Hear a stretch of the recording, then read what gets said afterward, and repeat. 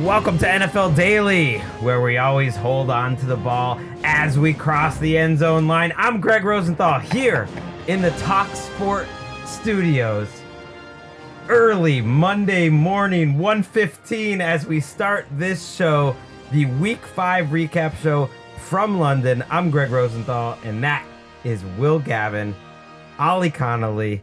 Both called the game with me earlier today, Vikings and Browns, and now you are going to be fully ready to talk about every single game in the NFL. Look, we established a wonderful rapport earlier on today. We came together over the course of 4 hours. Nothing can go wrong over the next hour, hour and a half, however long we're going to be sat in these seats, chopping it up about a cracking slate of games.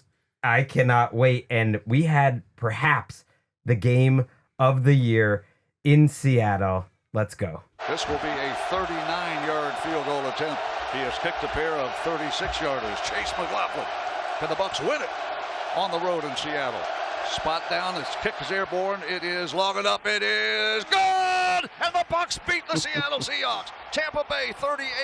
Seattle 35. And the Buccaneers come from behind in the fourth quarter again and score the game winner with no time left on the clock. The cardiac crew is alive and well in the Pacific Northwest. How about that finish?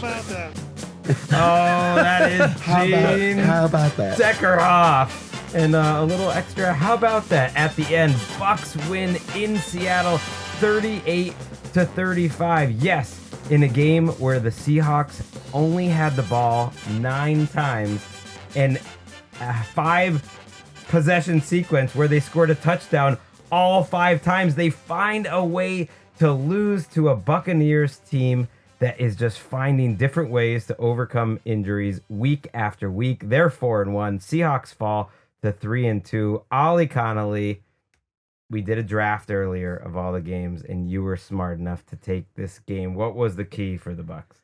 It started out as a fairly even, good-on-good defensive matchup. Then out of nowhere, it just turned into this bonkers chunk play parade all over the field. Both teams had 6 plays of 20 yards or more in this game, and it became this OSU wide receiver off. It was Jackson Smith and Jigba against Emeka Egbuka. It was Sam Darnold. It was Baker Mayfield throwing seeds all over the field. Darnold almost threw the game away 2 times in this, and then eventually there was a pass skipped off a helmet of Logan Hall into the hands of Levante David. One play, one real miscue in the game, and they kicked the game-winning field goal. Yeah, so you're talking about the sequence. The Seahawks get the ball back with 1:08 to go. Baker Mayfield had just thrown a touchdown pass to Sterling Shepard. They had just got the ball back with a little over 3 minutes to go, tied it up, and you figure the way this thing was going that Darnold was going to lead them on a game-winning field goal drive. Instead, they get the interception, and I just think Egbuka, Ollie, is turning into one of the stories of the season.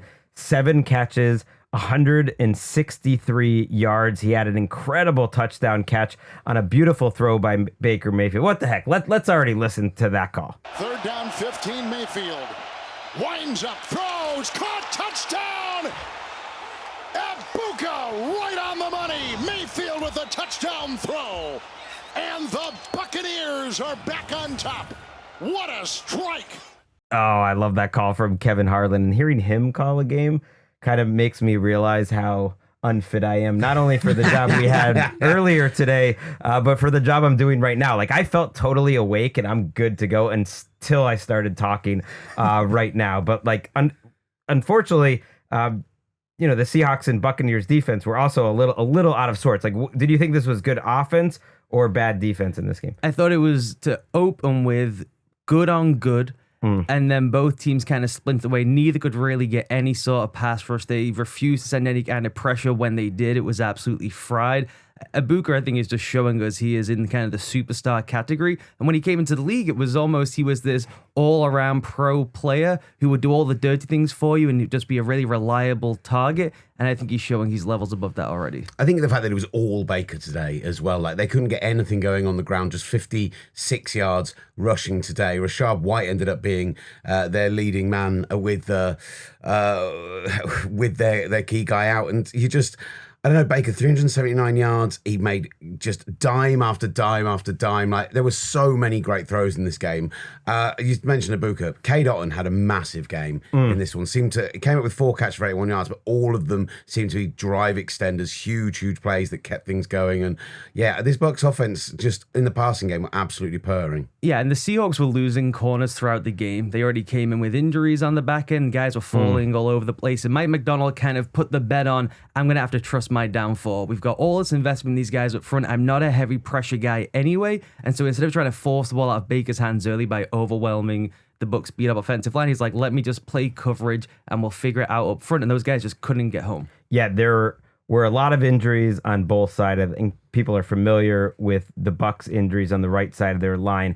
I thought the Seahawks would win this game because I thought they had the best defense in the league and that the Bucs wouldn't have enough offensively to get it done. I was terribly wrong, and I thought they'd be even a little more banged up on the back end. They did have Jacob Parrish in this game, who was questionable coming in. Jamel Dean was out, rather, and then they had his backup out, Benjamin Morrison, too. Parrish has turned into a key part of that defense.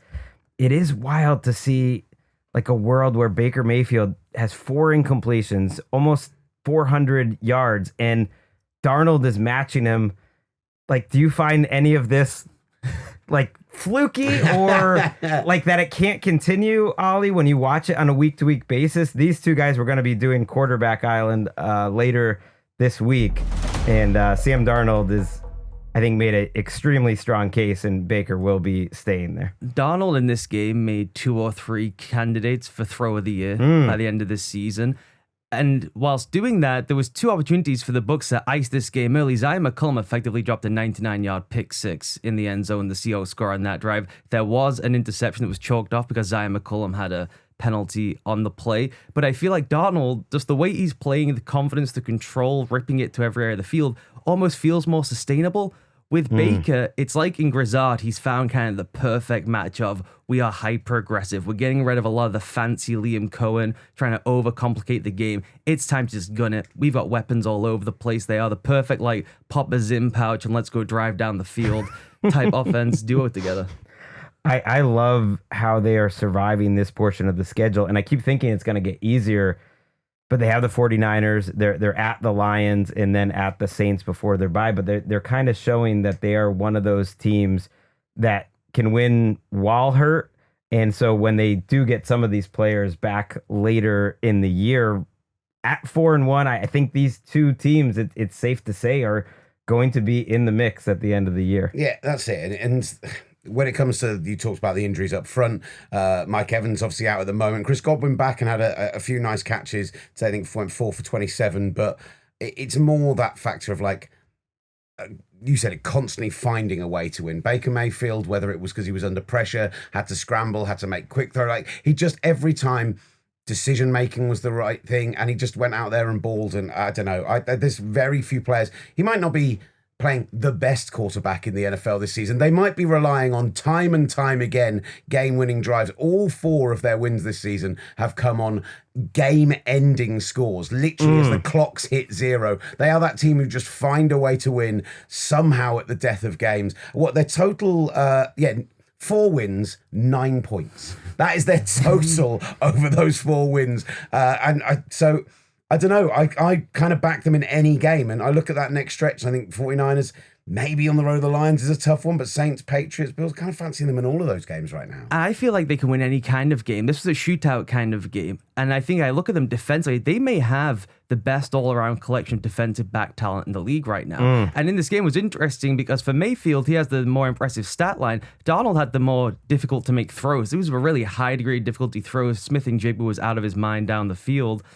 Tyke Smith is playing as well as any defensive back in the NFL. Woo! Antoine Winfield Jr. is back to his absolute best. And those guys got cooked at times because of how well Donald and Smith and Jigba and the other guys played. And they only really have a concern at linebacker. If they had a quality starting NFL linebacker, this would be the best defense in the NFL. Levante David has a lot to say about that. He had the game-changing play, sir. He did, and it was, touched off a helmet straight into his hands. And if he has to move sideline to sideline, he gets in trouble. He's got to smooth Savage Dennis, maybe the most unrosterable player playing defense in the NFL. But other than that, They have everything you would need. They've had the injuries up front, but they've got good depth there. They at least have burst off the ball up front. They can get creative now in the front. Todd Bowles tried to be a bit more conservative to open the season. He's now recognized my defensive backfield is full of studs. I can start having some fun again. And so I just feel like from week to week, they'll shapeshift and win different kinds of games. Yeah, normally I would look at that point differential and think like this is a team that's going to come back to the pack. It's a little bit fluky, but when you look at the quality of the players on their team, when you look at the quality of the coaches, this is a team that is going to be in the mix till the end of the season. And this was the biggest, I think, statement win that they have had yet. So they moved to 4-1. Seahawks fall to 3-2 in what is going to be a crowded, messy NFC West. Would the team on top in the NFC keep their undefeated record?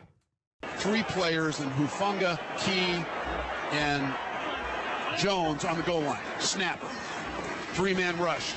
Hurts bounces around, loads it up, floats it to the end zone. It is incomplete!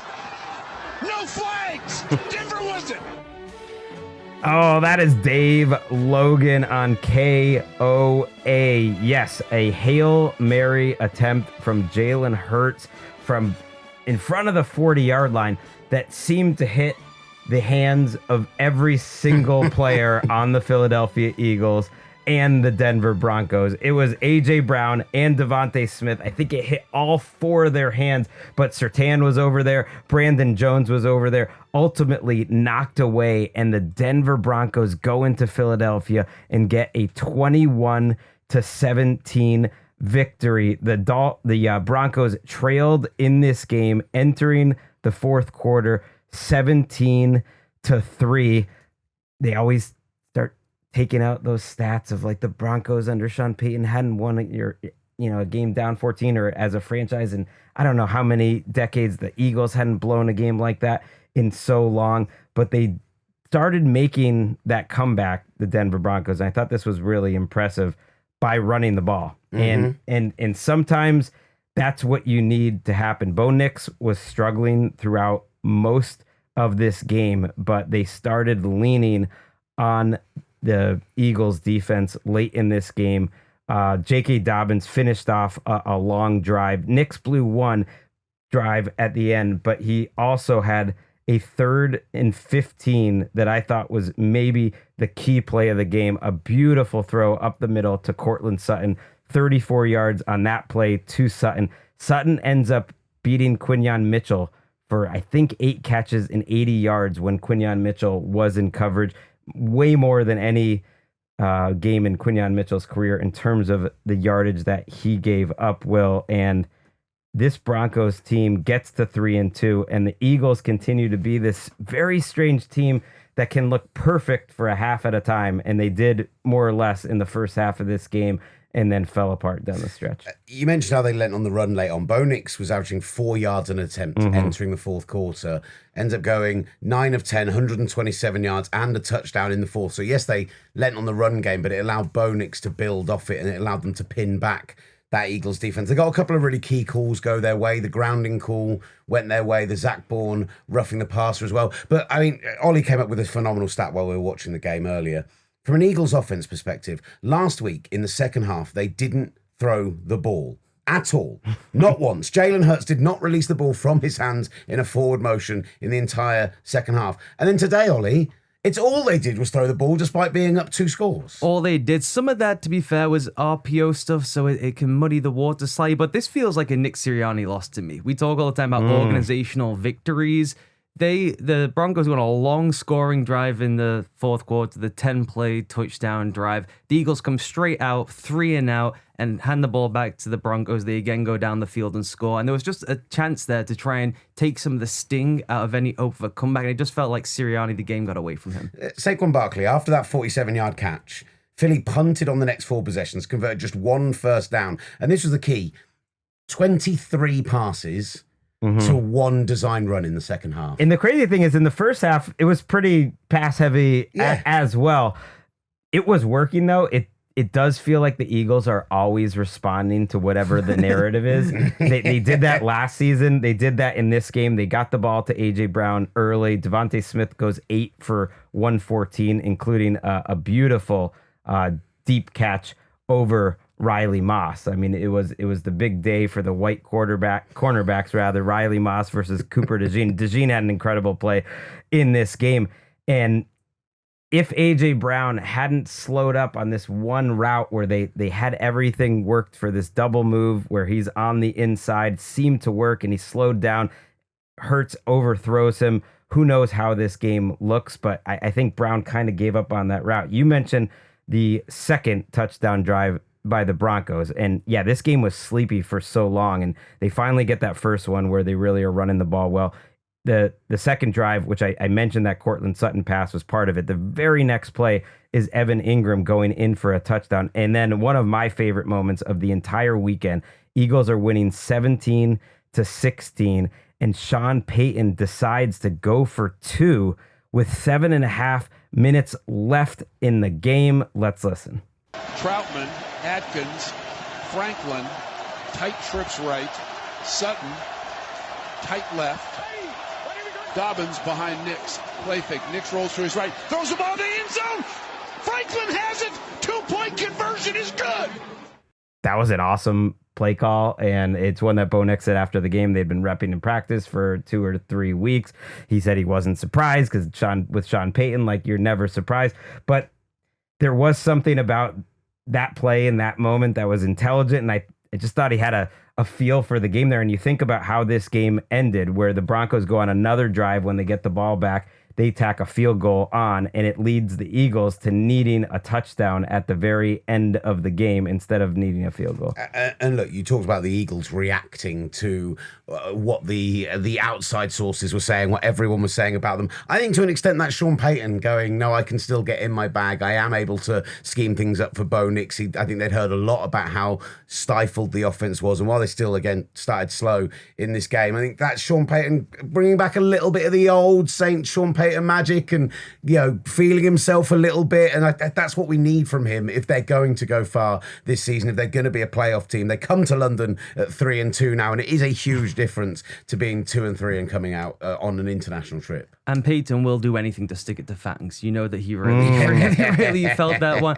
I think that the Eagles thing, everything just feels so rickety on offense. You mentioned them kind of listening to the outside noise and adjusting that way. It just feels like they are pre-designed going into the week, and they will not figure it out on the fly. Most of it is, oh, this person tweeted X, we must adjust our offense. Even early on, they were not force-feeding A.J. Brown. They just made him the primary in the progression, and he's open because he's A.J. Brown, right, and he's awesome. And yet in the second half, it did feel like they started saying, we're now going to start trying to force the ball to people. And they were telling the broadcast team throughout the week, we want to be a throw to get ahead team and then run the ball to close the game. They get the opportunity to do it, and they go away from it. And Eagles fans seem rather annoyed by this team, considering they were 4-0 coming into today. But it is for a reason. Like, they're 12th in DVOA entering this week, despite being undefeated. They had the fewest yardage on offense of any 4-0 team since the 1941 Giants entering it. And they actually had a better day today, like getting to 300, but it was a struggle. Saquon Barkley, again, the success rate, very low for Saquon Barkley. He had a 17-yard run in this game. I know he only had 6 carries, so it's on a limited sample size, but the rest of the runs end up getting stuffed a little bit. And I know J.K. Dobbins' final numbers aren't great, but he is playing better this year. He has more juice, another year removed from the surgery, and I thought he ran well throughout the game. To circle back to what you said about the penalties. So maybe that's going to be a conversation piece in Philadelphia. I don't know. But I think if you go through there were a lot of calls that changed this game late. Like 2 went for the Eagles and 2 went for the Broncos, like positive, and 1 went for the Eagles. There was an offensive pass interference on the Broncos that essentially killed the drive that I thought was a bad call that way. And then you mentioned the late hit on Zach Bond. It was clearly a late hit. It kept the drive going. There was an illegal shift on Saquon Barkley. If they just had their stuff together before the snap, they might win that game. Like, that was a big time play down the field to Devontae Smith that would have changed the complexion of the game when they were driving. That was called off. They ended up having 5 pre-snap penalties overall. And then the Knicks, intentional grounding call. Maybe they got that one wrong. I will give you that. It's in a game where the Broncos had 12 penalties, 121 yards. They've had 6 or more flags in every game this season. It has been a problem for them. And if you're less disciplined than the least disciplined team in the league, that suggests that there might be a problem with the way that you are going about your day-to-day. How about Nick Bonito, 2.5 sacks, just keep sticking it to me.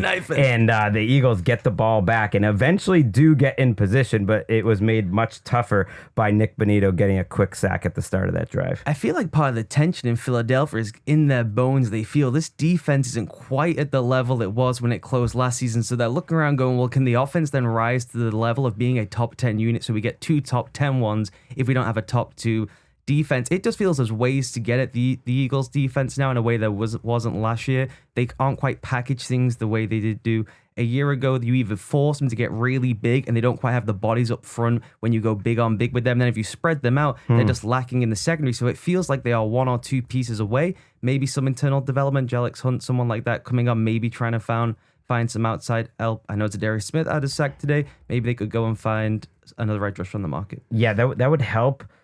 Like Jalen Carter just being Jalen Carter would help. I went and looked at the defensive line snaps because I'm watching this game and thinking, man, seems like he never comes off the field. He played 63 snaps in this game out of 70. No one else on the defensive line even played 40, but he had 1 pressure, and he just wasn't super this involved. This has been Jalen Carter, though. There is a sense that people believe he just walked into like the Aaron Donald sphere because of the last postseason. This is who he has been throughout his career. Is you will get hot streak games where he looks like the most dominant player to have ever played, and then he has really quiet weeks. That's just the experience now. Just on Nick Bonito very quickly, can we just say to Tony Romo and Jim Nantz, we all know who Nick Bonito is at this point. You don't need to be telling us on the broadcast. Maybe the national people will listen to how good he is now. It's like we've been talking about him for the last year plus. It's fine. We know Nick Bonito is very good at football. Old Jim Nantz and Tony Romo and myself, always the last to the party. An incredible win. I really think a season-altering win for the 3-2 Denver Broncos before they head over here in London. But before we wrap this first block, let's talk about the game that we were at Tottenham Hotspur Stadium, what seems like a long time ago. Wentz in the gun, Mason alongside him, choosing to hold on to that last time out. 30 seconds on the clock, 2nd and 5, takes the snap, goes to the right side, looking for Addison, end zone, touchdown Vikings! Denzel Ward in the area, but Carson Wentz places a perfect ball over the corner into the arms of Jordan Addison, who falls into the end zone, and the Minnesota Vikings take a 20-17 lead here at the Tottenham Hotspur Stadium. It's a perfect call from Kevin O'Connell. He gets just a little out and up route from Jordan Addison to the sidelines. The Browns are sitting in zone. Denzel Ward cannot trigger and close on the ball. Oh, great call there by Will Gavin and Ollie Connolly, who had to take off his headphones because he refused to even listen to the call. But he did a fantastic job, as he did all game long, breaking down what happened in real time. Carson Wentz goes overseas, plays well enough the first game, made it fun in the fourth quarter. This time he has the game-winning drive. Vikings win 21-17. And yes, the 3 of us called this game. Did you ever have any doubts when Carson Wentz got the ball back that he was going to drive down the field for the game winner? I have to say, you hear Will bring that kind of energy in a big moment, and we have to listen to Al Michaels snooze through Thursday Night Football. Drop the bag, Bezos. Will is here. Drop the bag. I would love to see that. And there were times, yes, where I just got distracted, like listening to Will today, because it was so fun. By that point in the game, I was down on the field. I was going to do the post-game interviews for Sky Sports. I got to see it close in real time. And what I'll remember about that closing sequence was not just that Addison catch to win the game, but the 3 straight Addison catches in a game where he was benched in the first quarter. They didn't really get into the details of why, but it's clearly some sort of disciplinary decision. And he had a great route on the 3rd and 4, a couple plays before. He showed some toughness to get to the first down marker to keep that drive going, and then a great route. And watching these Vikings in person, you do just think, wow, they they have such great route runners between him, Thielen, and Jefferson. If they can get good quarterback play, they're going to be dangerous, and they got just good enough quarterback play today. Yeah, and I think toughness was a big key of it. You said it there with Addison, but this is a team who are down 3 offensive line starters plus their backup center as well, and they did a brilliant job of protecting Carson Wentz.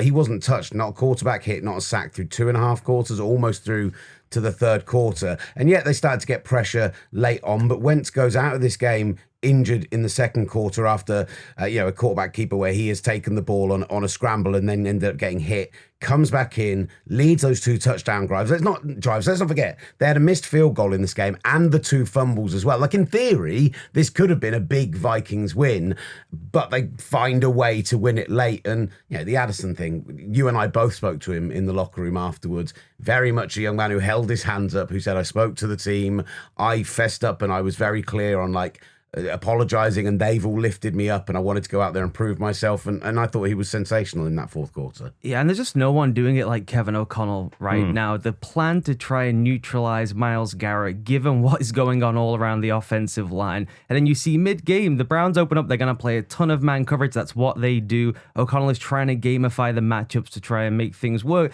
Then Schwartz starts jumping into a ton of zone coverage in the second half of the game. All of a sudden, they got to start releasing TJ Hawkinson down the field. They'd use Hawkinson constantly to chip Myles Garrett. When it's go time in the fourth quarter, everyone is out. We got to give Carson Wentz options. We got to go win the game. And I was actually disappointed in the Browns front. I thought that given they were getting basically 4-on-5 for a lot of the fourth quarter with all the stars they've got, those guys played really well inside. Isaiah McGuire had a good game, but they didn't really impact the game when it was a must-have-it drive. Yet Jonathan Grenard in this game had more quick pressure, so that's 2.5 seconds or less than the entire Browns team. And we talked before the game, which will be the bigger mismatch in terms of defensive lines on the opposing banged up offensive lines. And actually, this is the healthiest the Browns have been all season. They got Jack Conklin back at right tackle. Their interior line, who are veterans, have been around a while, all were playing. And ultimately, Minnesota, I think, did a better job affecting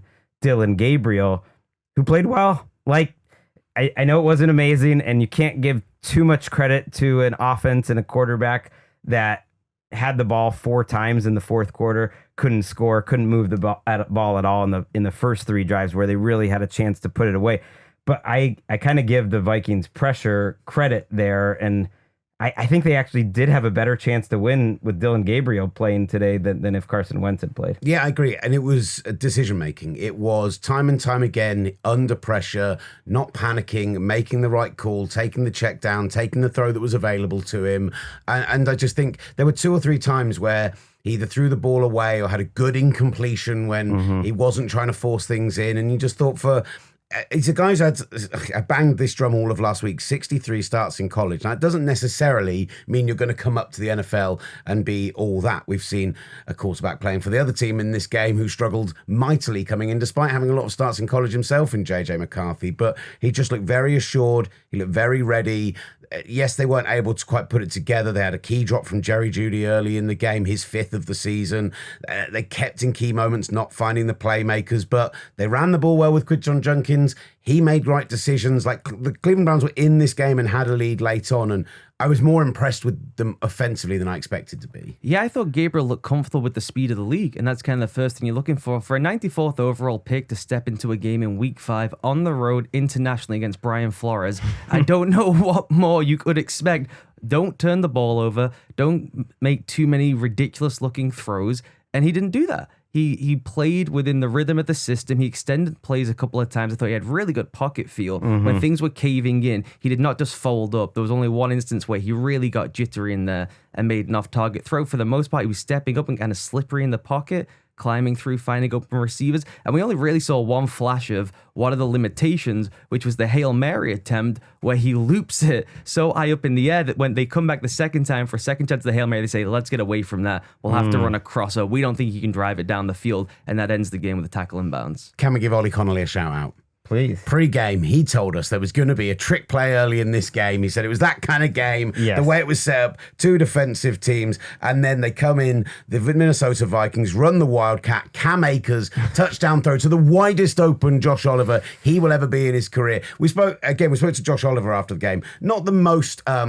vocal man I've ever spoke to in my life. But when I said to him, like, were you stunned to see there was nobody within about 20 yards of you when he caught that ball? He was like, yeah, I was really open. Like, he was as open as could be. They bit on that as hard as they could, and it was nice to see a bit of creativity. It took a minute to be like, who is 31 on the Vikings? It's Cam Akers, elevated from the practice squad. Yeah, part of a fun first quarter where they went back and forth. Dylan Gabriel had a good had a good first drive that ended with a touchdown to Fannin.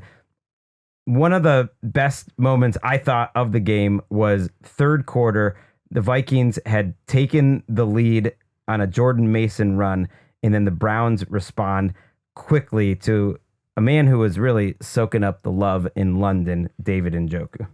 The Vikings favouring the left-hand side of their defensive line, showing pressure. Fannin moves. He is being marked by Metellus. Ball over the middle. Ball to David Njoku. Touchdown! Cleveland Browns over the middle. And the big man who just leaped over someone on a previous play now gets into the end zone for pay dirt. And the Cleveland Browns have a lead here in North London. Oh, David Njoku raises his arms to the Tottenham crowd. He is loving it. He did it before the game as well with his shirt off, getting some love from the Browns faithful who made the trip. That was stuck in my head because he did the same motion before the game. David Njoku came out to the crowd, no shirt on, knees on the ground, and just asked for the love, got the love, did it during the game, did it after the game. There was actually one sequence where they were going in on the next drive in the red zone, and he wasn't even supposed to be on the field for the play, and the coaches had to be like, David, like, stop riling up the crowd before the fourth quarter starts. You have to come back off the field. But he brought the energy in a season that could use some. It was amazing. Just before that fourth quarter, he literally was helmet off, prancing up and down the line. They were in the huddle discussing the play, and he was just dancing around them, geeing up the crowd before he just kind of waltzed off to the sideline and watched the play. A real character's day. And even after the game, obviously suffering a loss, falling to 1-4, not where the Browns want to be, but him and Jefferson were having some fun as well. Like, David Njoku has had not the greatest start to the season. Harold Fannin's been excellent coming in as the rookie and really been the star tight end in this team. But he had his best day, certainly of the season today, and he was really feeling himself. Yeah, the throws to Judy and Isaiah Bond were much less effective than to the tight ends. 12 targets for them for a combined 44 yards. And Ollie kept noticing during the game that the wide receivers on the Browns were just often confused and not ready for the play at all, which is something you can only see in person. Yeah, they had some real operational issues. There was a lot of palms up offense, guys looking to each other. There's a great Harold Fannin play where at the snap, he has his palms up. He isn't sure what the play is. All of a sudden, he realizes the ball has been snapped. He just crushes someone on the end of the line of scrimmage and pops Quinshon Judkins for a big run. So there was a lot of operational stuff. It felt like they couldn't hear what was coming from Dylan Gabriel to the line of scrimmage whenever he was trying to check. So maybe it's just a first start in the league. You got to be maybe a little bit louder. Maybe the inflection's got to be there. Channel your Andrew Luck, your Daniel Jones, and make sure the receivers can hear what's going on. How about that? Your Cam Newton cadence. That's one of maybe my all-time favorite cadences. You mentioned Judkins, who goes for 110 yards in this game. They have found one of the better starting running backs in the league, at least in terms of just a pure runner, patience, power. He has got everything. It was a joy to watch him. And before we take our break, we should give a little love to Justin Jefferson, who came over here, became the all-time leading receiver in international game history. If you add them all up, this was our 40th game in London. And for these 2 weeks in Dublin and London, he goes 17 catches, 249 yards, and would have had even more today if a great play down the field by Carson Wentz didn't get called back, but he ends up making a trademark leaping catch in that game-winning drive. Yeah, just absolutely unreal at the catch point. Time and time again, going up with Greg Newsome, going up against Denzel Ward, he just absolutely bullied them. Like, there's something special about seeing greatness when it's in person, and you just, every time I've been able to watch him, and it's been 3 or 4 times over the last 3 or 4 years, we've been able to have Jefferson over. They always sell the superstars coming, right? It's always a big part of these international games. They're the ones that you slap on the poster. They're the ones you make a big deal out of. And Jefferson just delivers time and time again. That I mean, I have to say, that catch over the middle that got called back, Gregg's call on that was unbelievable. And it's just going to just go out into the ether and never be heard again because it didn't count. And I was devastated for it. I have no recollection of whatever that call was, but I'm going to trust that that's true. People could, go back and check it out if they really wanted to on the Talk Sport feed. Yes, Jefferson, everything you just said was said with even a better source by Harrison Smith in the locker room. I talked to him for Sky a little bit, and he just said, I've just never been around a superstar like that who just delivers on being a superstar in every way, like in every practice, in every game. He is just that guy. And he said it is just amazing to have a front row seat to watch that every week. And that's coming from a guy who has a chance to be a Hall of Famer like Justin Jefferson will be one day. All right, we'll move on from this game. We will be back in just a little bit. In our next block, we're going to include one of the most ghastly losses in the history of the NFL. It is 4th and 6 at the 7. Here's the snap to Daniels, who throws it up to the back of the end zone. He's got a wide open man. How about them apples? Touchdown! How about them apples? Touchdown, Washington! Daniels to Debo to put out the Chargers! Oh, Jaden Daniels, and yes, Bram Weinstein and London Fletcher getting it done on WBIG. Washington goes into Los Angeles, spots the Chargers 10 points, and then rips off 27 unanswered to get to 3-2. Chargers fall to 3-2. They've got all sorts of injuries, but let's start positive. The Commanders coming in, and they take command. Look, this game didn't start off as they were hoping or would have expected, that the Chargers move out into a 10-0 lead, and it came from a brilliant 41-yard scramble from Justin Herbert on the opening drive where, he made Bobby Wagner look very old and very stiff and very slow after a good blitz pickup from Amarian Hampton. Had the touchdown to Lad McConkey, followed by that field goal, and right at that point, Jaden Daniels was 1 of 4 in his first 5 throws. He had a couple of very wobbly looking scrambles where he had kind of 8 or 9 yards to gain, only went 6 or 7, went down a little early, didn't look quite sure on his feet. And I was watching it thinking, maybe was he ready to come back in? Maybe were this team ready to put it together? But then he hit Jalen Lane on that 3rd and 16, down 10. And it just seemed to bring some life to him and bring some life to the offense. And then the Quentin Johnson catch and fumble from the Chargers, who are driving again, just seemed to flip this game. Washington go on 4 unanswered scoring drives. Bill Krosky-Merritt down 15 yards of space for that outside touchdown run with some really nice pulling action going on. And suddenly by halftime, Jaden Daniels goes from 1 of 4 to start off to 6 of 12, 122 in that first half. He has an absolute rope to Deebo Samuel for a first down. The Jalen Lane throw, it's something clicked midway through that second quarter, and he just came to absolute life, and it was wonderful to see. And I think it starts with the running game for this team, Ollie, just off of what you've seen this year. And Bill goes 14 for 111 yards and 2 touchdowns in this game. I just am not surprised to see that their design run success rate, not even counting the scrambles, was well over 50% in this game. And I thought that might be a matchup problem for the Chargers, who last week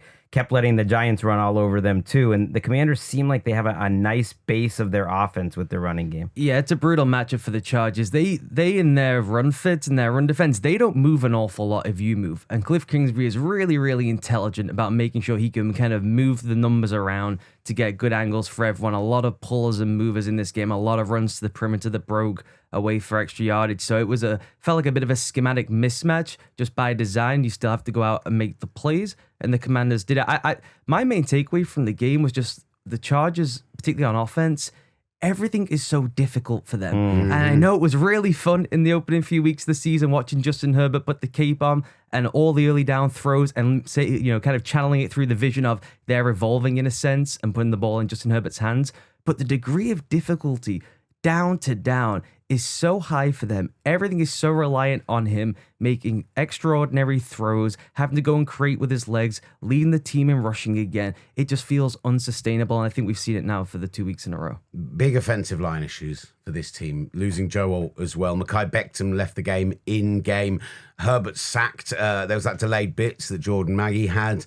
There was the Dorrance Armstrong forcing the hold, which pinned them back as they looked like they were going to drive.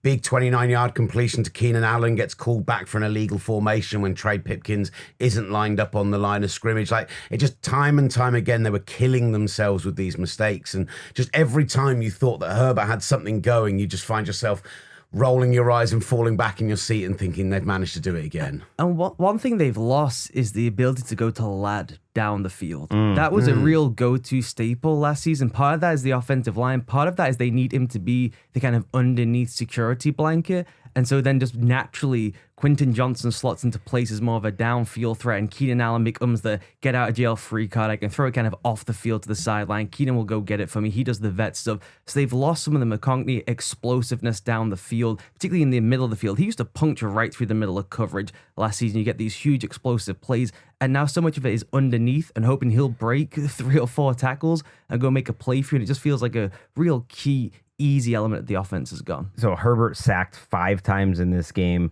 And when he was able to throw the ball under pressure, to your point of everything being so hard, he ends up with 24 yards on 8 attempts. So their offensive line, I think Alt's injury kind of put it past the point where they can survive it all against a halfway decent defense. They're lucky to get Miami on the schedule next, because I do feel like this section of the season without Alt is going to be very difficult. They have Austin Decalis starting at tackle right now, and he had a horrible penalty in this game as well. Like, they're just killing themselves time and time again. Trey Pipkins had a illegal formation penalty that killed a 31-yard game, and then I thought the sequence where Ladd McConkey appeared to have a punt return touchdown. That's called back by a penalty, and then Washington goes on a scoring drive. Honestly, go and watch this play, because it is the best play you'll see all season that doesn't count. Ladd McConkey hurdles 2 different players in the same punt return, including the punter,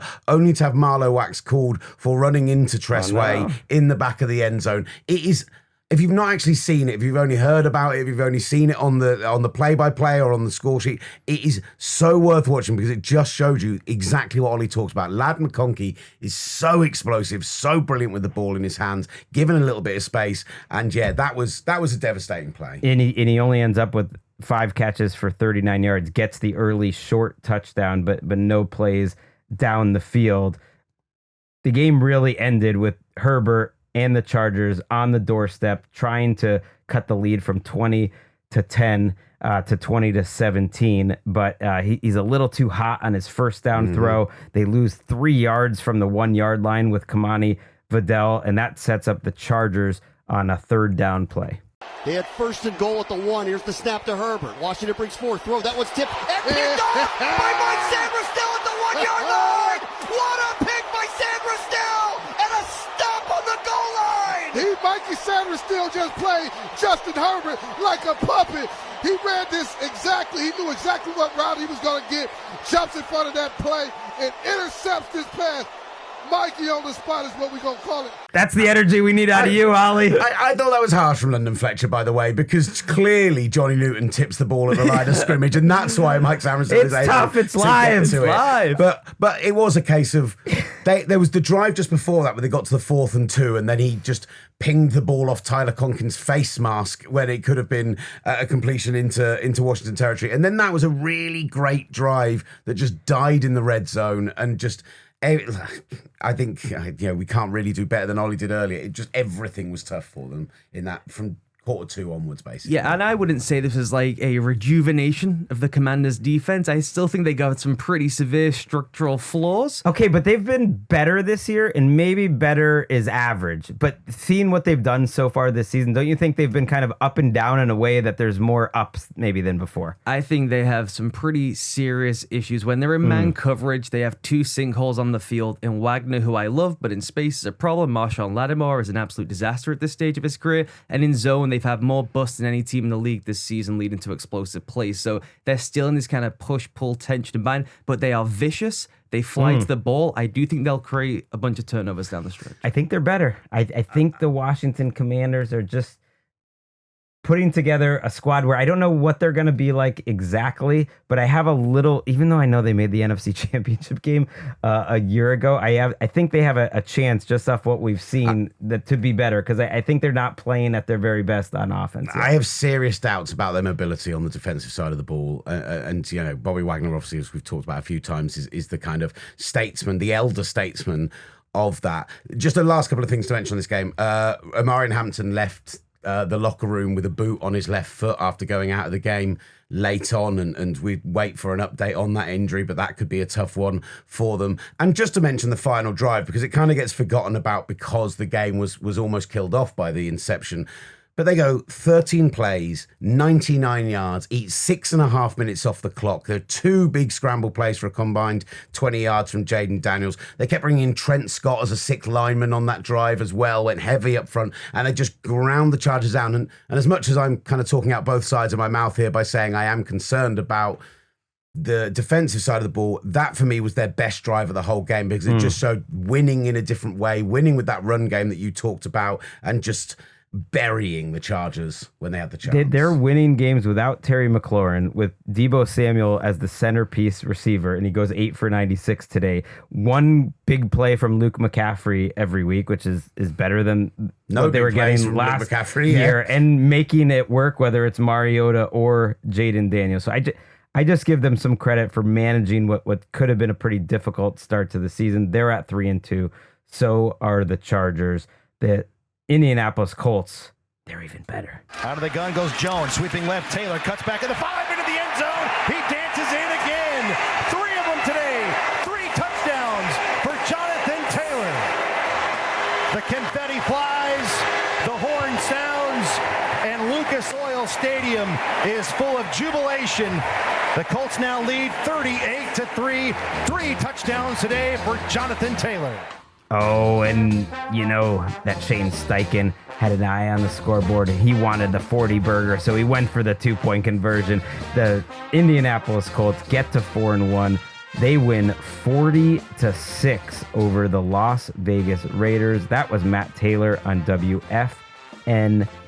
He's becoming a bigger part of this season, Ollie, at least on our show, because the Colts our box office every week, and I thought this was an interesting little checkpoint for their team, a team that they should beat pretty easily at home, and they do it with style. Yeah, and we talked about for Justin Herbert, everything feels difficult. For the Colts on offense, everything just feels like an easy button. Over and over again, the first drive, they punt on the first drive of the game, they punt on the last drive of the game. Every series in between, they score a touchdown, and it feels like easy work. And in this game, Greg, you mentioned going for 2 there to put the 40 burger up. They lost their kicker. They were forced into, you've got it. There's no field goals on the table. Their punter wasn't able to kick for them. He couldn't even kick the kickoff. They got a flag for the first kickoff he had to take. So they had to go for 2 on every play. They were never in field goal range to be able to actually kick the field goal. And it just felt so effortless for them driving up and down the field. And you mentioned them waxing a team.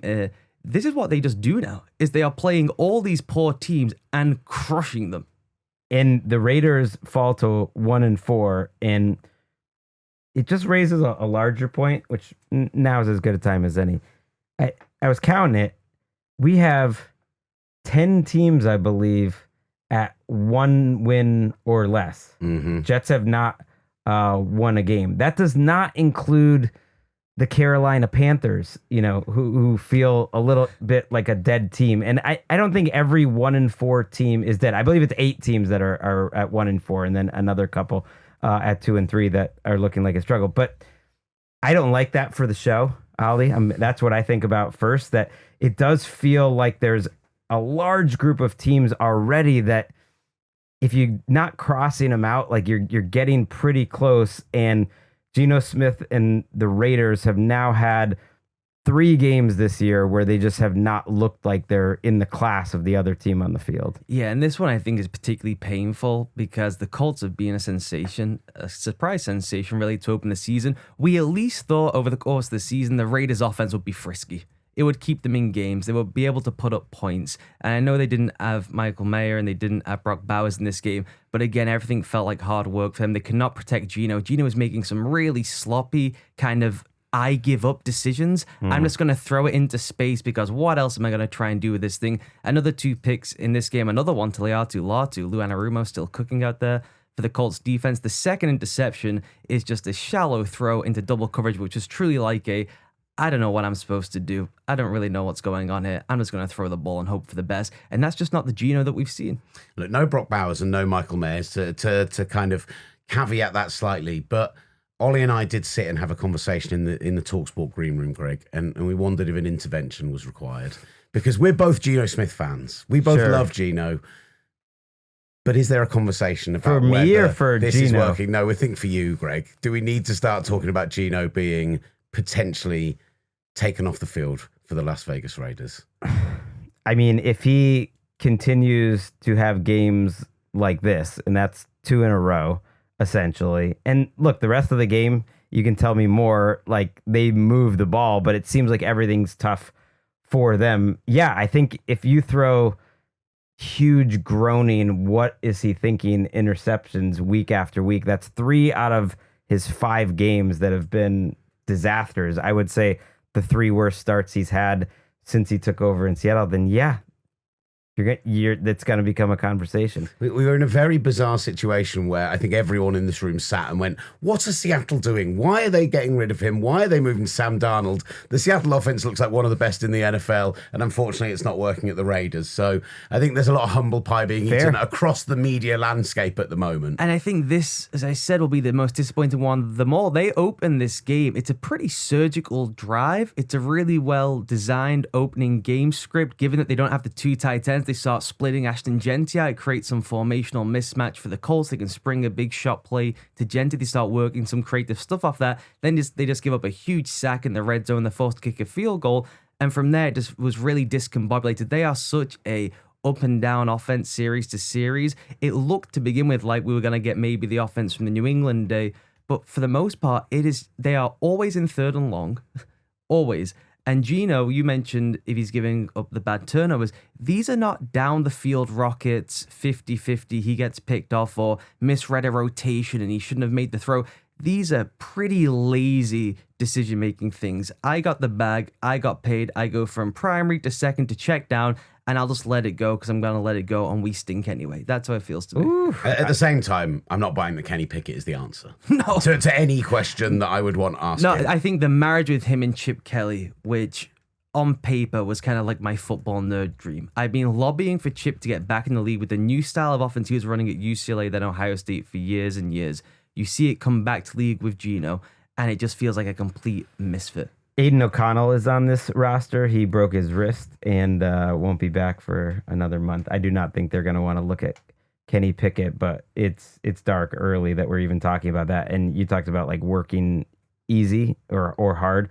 That first drive you mentioned, it took the Raiders 16 plays in almost 10 minutes to, kick a field goal. And then maybe the saddest drive of the entire week, the Raiders ended this game with a 13-play, 6-minute, 45-second drive that I believe ended on the 23-yard line. They did not reach the red zone, but they ran out the clock on themselves because they could not advance the ball any faster. Before we leave, because we spent too much time on the Raiders, and we should be talking about the team that is leading the AFC South at 4-1. Ollie, I'm just curious, like from this game and maybe zooming out a little bit, what this game tells us about the Colts. Like what's been the most intriguing part for you?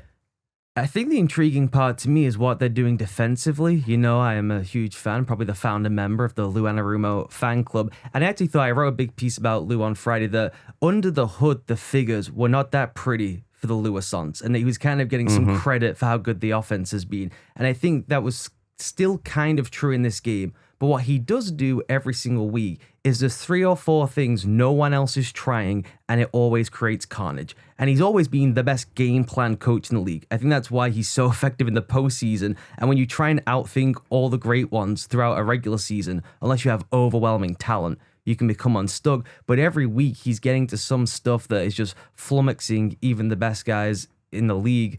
And so if they can sneak into the postseason and they get what I believe is, other than Spags, the best single game, my life is on the line, give me a DC to drop a game plan against a great one, I think it's Lou. Now, I would maybe park him, in the side house for the regular season, but he's navigating through it right now. We get another Latu pick, dropping into coverage, another drop 8 in the red zone, a really, really effective game plan. And so I think that defensively, they will not be efficient. They will have one game here, because it's all over the film, where they get cracked for 40 themselves, because they're giving up a lot of chances. Quarterbacks aren't taking advantage. But if they can just eke through to the postseason, I believe in Lou. Forget about eking and sneaking in. They're 4-1. They're going for the number one seed. The AFC South is a little more interesting than we expected. We'll hear from the Jaguars on Monday night. And yeah, I started this recap talking about the 1-4 teams. There's 8 1-4 teams. It's a tough place to be. Ravens, obviously, the best among them. We'll get to them in a little bit. And then there's I'm not so sure anymore. Well, at least long term, hoping for a rebound. And then we have a Panthers 2-3 team and a Jake Browning 2-3 team. So it just feels like it's almost like a third of the league is in a very difficult situation. That could describe another 2-3 team. Let's go to Arizona. Here we go. Cox snaps it back. Sly lets it fly. Bullseye! Hey, Nashville! That sounds like a winner! The Tennessee Titans, 22. The Arizona Cardinals, 21. I cannot believe the Arizona Cardinals lost this game. Yes, that's Taylor Zarzor for the first time this season, and Dave McGinnis on WGFX. The Titans win 22-21. Let us count the ways in which the Cardinals blew this game, shall we? I think it has to start with the Amari DiMercato fumble while going in for a touchdown in the fourth quarter. Would have been about 72 yards, I believe, would have given the Cardinals a 28-6 lead. And what happened after that was an all-time loss. I don't want to overreact, but a season-changing loss, potentially like a coaching regime-changing loss, because the Cardinals have had some rickety moments this season, and how they respond to this will be fascinating. You say that, I think, for Brian Callahan too, right? It's like this is a defining win for the Titans, but completely gagged away from the Cardinals. It's the most inexplicable loss of this season. It's probably going to be the most inexplicable loss for many, many seasons. The different ways they're able to give this game away. I don't even know what it's gone down as. The fumble, interception, drop, kicked around, touchdown, whatever that chaos was. Okay, absolute chaos. Let's listen to that. So the comeback really starts with DiMercato dropping that ball, doing a Deshaun Jackson. It would have been 28-6. It's insane that this continues to happen. It's actually happening more.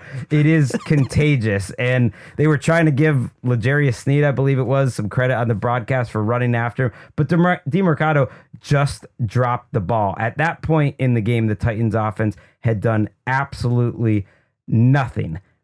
Then again, the Cardinals offense didn't score on their last 8 drives. Kyler Murray took a third down snap off the helmet that he wasn't ready for, and then left the game with an injury after that play. I was wondering, did the ball hitting him in the helmet injure him? No, it was a foot injury, and he returned after missing a couple plays. But that crazy play that you mentioned came on Cam Ward driving down 9 with under 5 minutes left in the game. Receivers to each side of the pattern. Cam takes a shotgun snap, surveys. He's in trouble. He's trying to get out of there. He breaks the tackle, throws, and it's intercepted. Intercepted down at the 5. Now the ball's being fumbled around. The Titans jump on it in the end zone. Tyler Lockett jumped on it in the end zone. That's a touchdown. That is a Titans touchdown. Cam Ward threw an interception. Then it was fumbled. It was recovered by Lockett in the end zone. As a guy who's done play-by-play today, what a difficult play to call, and he got away with it, because I don't know how I would have done that. Like, it was so bizarre, so wild. It was kicked this way, then that, ended up in the end zone, fallen upon by a Titan. Just, it's one of those you kind of have to see. It's very difficult to describe, so fair play to them for managing to get through it. Well, the Cardinals, after they intercepted it, and you feel for Taylor Demerson there, because there were many moments in this game where if he just falls down there and doesn't fumble it, the game is over, just like the DeMercado loss. But then what is going to kill them watching it in film review is 3 different Cardinals like jump at the ball at the same time, and it bounces around and it bounces off one of their legs, and then Tyler Lockett, who had a drop earlier in this game, finally makes a play for the Tennessee Titans. And the Titans do deserve credit for having got that good fortune. The final drive from Cam Ward was absolute nails. Mm-hmm. And I would just believe, if I was a Titans fan, I would go absolutely gaga for Cam Ward. I think the operation around him, the coaching staff, everyone will probably be gone by the end of the season. They'll get found out. They were pretty incompetent through much of this game, even in situational stuff. As they tried to mount the comeback, I thought Callahan called it pretty poorly, but Ward's ability to play when it's no huddle, when he can see the defense, when he can take in all the information, he operates supremely quickly. And we all kind of see the crazy throws where he's running around and sometimes he makes mistakes doing that stuff. When he can just play in rhythm, in structure, he is light years ahead of where I ever thought he would be at this stage in his development. That last drive you mentioned was awesome, and the fourth quarter in general was awesome out of Cam Ward. He suddenly got protected better. I mean, this game had a 9-drive sequence for the Titans, which totaled 3 points and was well under 100 yards. The only points that they got were because they recovered the ball they had a long kick return rather by Chimere Dike, and they had a 1-yard drive that ends up with a field goal. But then suddenly he throws one of the best throws of the week over the middle to Calvin Ridley. And then on the very next snap has a dime down the sideline, and Gunnar Helm makes a really good play for him. He had some nice throws to Ayo Manor and to Okonkwo, and he was incredible throughout the fourth quarter of that game. So he did throw that interception and got lucky, but their best 3 drives by far in the game were the last 3 drives, and he gets the ball back with 1:53. And this is the most unforgivable part to me of this entire drive, of the entire collapse. Jonathan Gannon, with a lead, just by under a field goal, decides to run it 3 straight times. He runs it on 1st and 10. He runs it on 2nd and 9, and then he does not trust Kyler Murray anymore, and he just runs it on 3rd and 8. And it's not like he was doing that to give the Titans 30 seconds left or 25 seconds left. The Titans had 1:53, only needing a field goal, and it was frankly bizarre game management, I thought, by Jonathan Gannon when you have a veteran quarterback. It's insane. It's funny because you're saying about how this is the most inexplicable loss of the season. And at one point, on the NFL equivalent of WinViz for your cricket fans out there, they only had a 1.8% chance of winning this game. They were listed at 30-1 on various betting websites to win this game. It's not actually the least likely win of the season. The Bills-Ravens from week 1, they were down at sort of 0.8 at one point. But it was Josh Allen, and it was everything that comes with the Bills, and it's a very good football team you're facing, and it's a banged-up Ravens defense. This is the Tennessee Titans you're going against, who are as undermanned as any team in the NFL in theory, who have had game management issues of their own. You've got an offense that you've been building over the last 3 years that you should be trusting, that have had some big plays in this game. Marvin Harrison had that big completion down to the 1-yard line, which was probably his best play, maybe of his career up until this point, certainly of this season. I just couldn't understand the Cardinals they needed just one first down, iced that game, and they couldn't go and get it, but didn't even really try to go and get it. Yeah, and I'm with you, Greg. It's really telling when it's nut crunching time and you've got a franchise quarterback paid that kind of money to not put the ball in his hands. Tells us everything. I think we saw it in the London game too with Dylan Gabriel, but that's a rookie, right? Where if you're going to go with the 3-run sequence or a 2-run then pass, you want to start the pass, some kind of boot action on the first down to figure out where you are. right? And to not have Kyler Murray, unless there's something with the foot, and the foot is worse than we know, where they couldn't roll him out or do something with him, but he was in the lineup, and there's no reason why you couldn't get in the gun on one of those plays and give him a chance to spray the ball around and go and win the game for you. And that fumble that I mentioned where it bounces off Kyler's face because he's not ready. He thinks the play is going to be called dead because part of his line starts moving before the snap. Then they snap it anyways. Yeah, they were trying to adjust the protection to his right. They did a hand signal because Kyler, again, not trusted, doesn't get to handle his protection. So we're seeing an awful lot of build-up for a franchise quarterback here. They tried to adjust the protection to slide to his right. As they put the signal for the adjustment, they snapped the ball into his face. It's just unbelievable. That was actually... To correct myself, at the beginning of the third quarter, and then the DeMarcado fumble. In a game, by the way, the Cardinals knew the Titans' snap count. I cannot tell you how poorly coached football team this Titans offense is. It is an embarrassment to football. They have a silent snap count. They call it the same twice in a row. The Cardinals jump the snap count. They call it a third time in a row. The exact same sequencing on a silent snap count. They leave Baron Browning unblocked off the edge to crush Cam Ward. That's what you're going up against when you have that kind of inexplicable collapse. And that play you mentioned, like they had 6 blockers in for 4 pass rushers, and he wasn't and still left him unblocked whatsoever. Like Callahan was going out on the field in this game and like firing everyone up and saying like after that Tyler Lockett touchdown, he acted like they just won the Super Bowl on the luckiest play ever. Meanwhile, he fails the down 9 test where the analytics will say that you go for 2, so that way if you need the 2 earlier than not. He decides not to, and what does Joey Sly, his kicker, do? He misses the extra point anyways, and it doesn't matter. Some days are just your days, and look, it is great to see a team like the Titans get off the schneid, and I gotta say, I don't think the Cardinals deserve to be 3-2, but man, this one is gonna sting for a while. That's what all the Bengals games have been like lately. Let's go to Cincinnati. They go Wildcat. David Montgomery takes the direct snap. He's going to throw it to the end zone.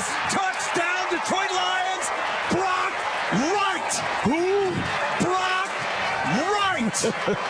David Montgomery back in his hometown of Cincinnati with a touchdown pass. Oh, that's Dan Miller and Lomas Brown with the who on WXY. They brought out the good stuff for David Montgomery near the goal line. He throws a touchdown pass, later adds one on the ground, returning home to Cincinnati. Lions win 37-24 in a game that flatters Jake Browning in terms of the final score. I watched this game closely, and for so long it was one of the worst quarterback performances of the season.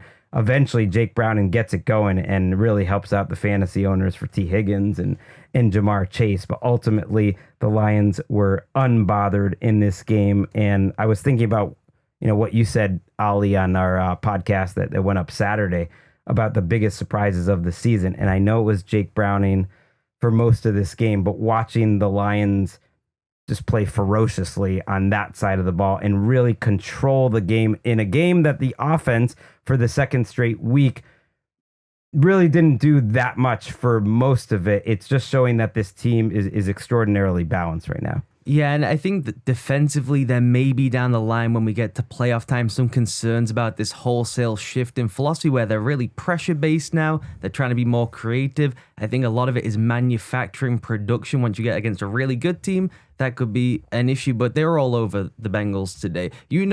Browning is having a bad day when 3 separate times there are throws and the announcer saying that must have been tipped at the line of scrimmage, and they go to the replay and there is no tip inside. We actually have one of those plays. I present to you our latest worst throw of the year nominee. The Bengals at their own 6. Browning waits at the 1. He'll drop back into the end zone. Jake steps into a deep ball, floating it high into the air. An easy interception for the Lions. At the 45-yard line, picked off by Kirby Joseph, who led the NFL in interceptions a year ago with 9, and that was like a pop fly into his hands. Yeah, almost fair catch, that bad boy. I mean, it's like, that thing was just hanging in the air, tantalizingly for him.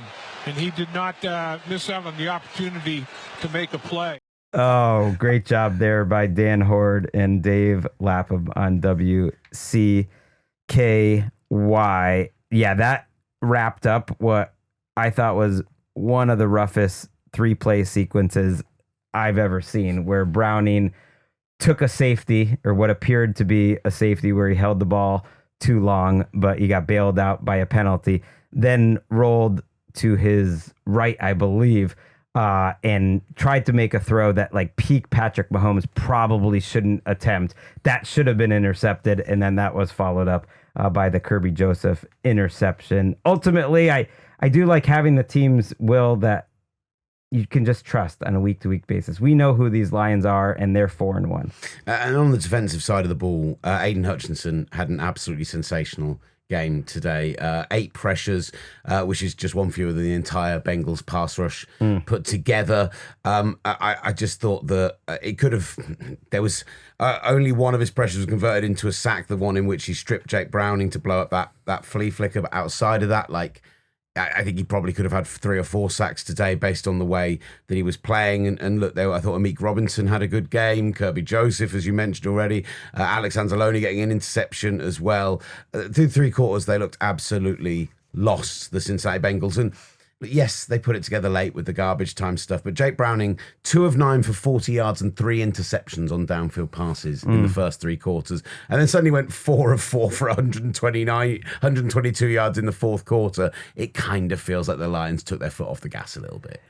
They did, but Kelvin Shepard's still just trying stuff, and I just love this about the Lions. They are completely fearless. They show everything every week. It doesn't matter the opponent, doesn't matter if you think it's garbage time. They're bringing all their creative goods and wares. They're telling you, we've got more in the bag. We're not saving anything for the good people. We're going to throw everything we've got at you. But didn't you think that was a little bit of an issue with the David Montgomery? I know it was in his hometown and everything else, but sometimes save the good stuff for the good teams you're facing. Don't throw it away against the Bengals. Sometimes the good stuff is to have a team have it in their mind that you might do something like that. Then you can just slam the ball down their throat with David Montgomery when you face the good teams. And there was a blown coverage in that fourth quarter garbage time, but there was also one of the best throws and catches of the year by Jake Browning and Jamar Chase.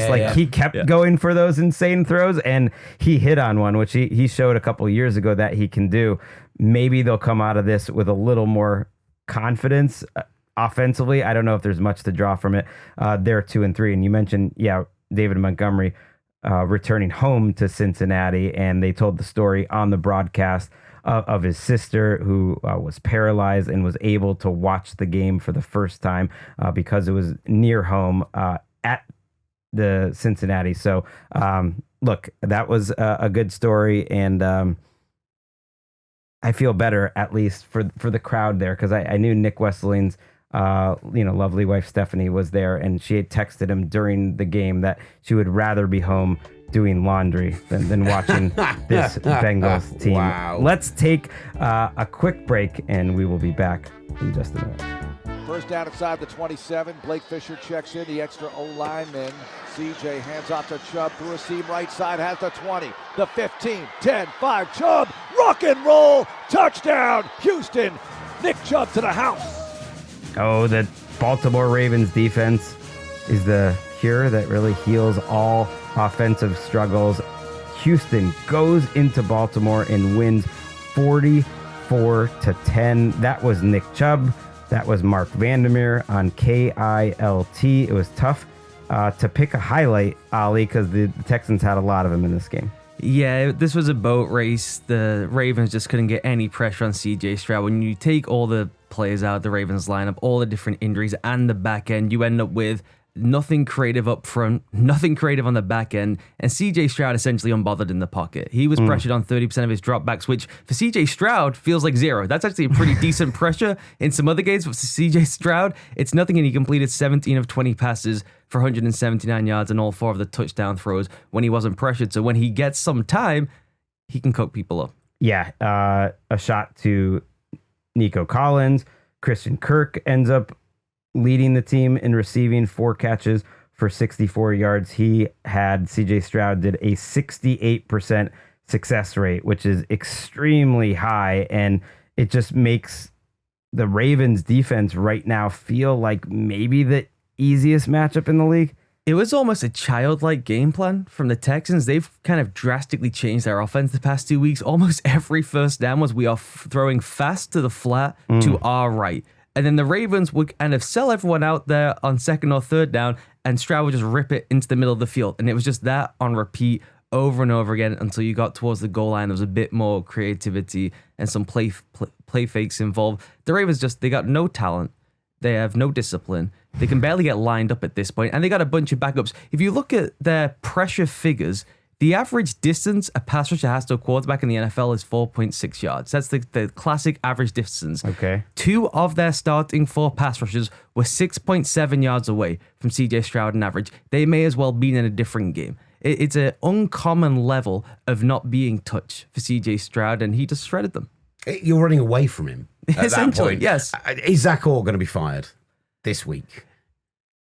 He probably should be. They have a real lack of internal guys to hand it to. I think that could be a sneaky in-house demotion that we don't find out about until like the Jay Glazer report right before a game that he's been shuffled into something else. Pagano's taking on some new responsibilities. But they did this with him last year. It was the same type of mess to open last season. They moved Kyle Hamilton to fix it. They brought in Dean Pease to change their communication system. They've changed it back to the old one. It's a mess again, and now they're rolling in all these different players and these backups and just don't have the talent anymore. And you say how they don't have any talent, and I know they've had a lot of injuries, but they do have, Van Noy was back for this game. They do have Owe out there. They have Travis Jones back for this game. I actually looked at the injury report and people thought, oh, this is a disaster. How many people? And I thought, well, this is actually good news. They got a couple of their players back, and yet they are a sieve right now. Do you think, based on the final quarter that the Texans put up against the Titans,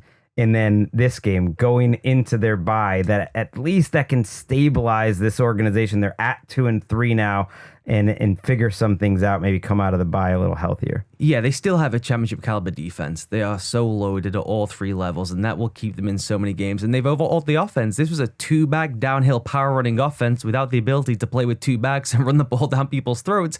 Now they're a little bit more spread. They've got Marks involved. He's a really effective guy out of the backfield catching the ball. So they just put you more in a natural run pass conflict. Everything feels like there's some more easy buttons in the offense than there was. It felt like they were purposely making the game hard for themselves early in the season. And now there's just, more open receivers and targets facing 2 pretty disastrous units has helped. Derrick Henry, 15 runs for 33 yards in this game. It feels like that's been the story of his season. He's had one decent big game. Other than that, there's been a lot of that going on. He did have the 1-yard touchdown run, but I just think from a Texans perspective, CJ Stroud, that is going to have just lifted them. That is just going to have made such a difference to the way they're going to approach. Because going to the Seahawks against that defense, I know they gave up a lot of points today, but one of the better scheme defenses in the NFL, one of the more talented defenses in the NFL. 49ers the week after, these are not easy defenses necessarily to go up against. And I just think Stroud, he's not been happy in that offense. It hasn't been clicking. It's not been coming together.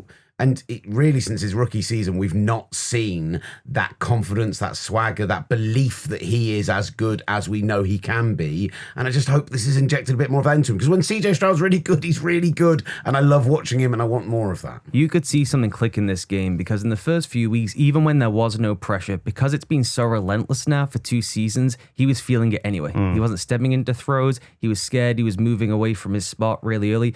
In this game, when there was pressure, we got to see more of the off-script CJ Stroud moving to create, because there is more of a rhythm and flow in the offense, because he can just sit back there and play point guard and distribute it around without getting his head cleaned off every third play. When there is pressure, when that finally arrives, he feels more comfortable moving around and creating, because he's not just running for his life the entire time. John Harbaugh did indicate after the game that he does not think making any staff changes is the answer. They have to go to work. They need to stick together. They need to find themselves. He talked about how this week was important. They have the Rams this week. We'll see if Lamar Jackson comes back for that game. Then they have their bye. It could be a situation where they're 1-5 entering the bye. If they were going to make any changes, that might be the time to make them. Another team that I hope isn't considering making changes, that I was high on in the preseason, very much like the Ravens, different stratosphere. But still, the New York Jets. Let's go to the Meadowlands. Illinois on the reverse. Now here's first down. Fake pitch. Going deep. There's a shot for Pickens. He got pushed. He caught the ball to the post. Touchdown to Pickens. It's been one-on-one all night. Sauce Gardner on Pickens. And they've stayed away from throwing the ball. And this time it's little post from the left side. And Dak just said, I'm going to throw it down and let you make a play. And George Pickens did exactly that. Oh, that was a great catch by George Pickens and a call by Brad Sham on KRLD. The Cowboys go into MetLife Stadium and build a 30-3 lead. It was 30-6 entering the fourth quarter. The Jets add some cosmetic touchdowns late, but the Cowboys win 37-22. They are 2-2-1, and the Jets, spoiler alert, are the only team without a win in the NFL. How did they do it, Will? You stole my opening line. They are coming to London winless. If you need an injection of energy at 20-3 in the morning, just think about Jets Broncos next weekend live at the Tottenham Hotspur Stadium on TalkSport 2. Look, let's talk the Cowboys offense first before we get into the Jets, because as far as the Jets are concerned, producer Will Varney, our producer here at TalkSport, who's been helping you guys out while you've been over, he's a Jets fan.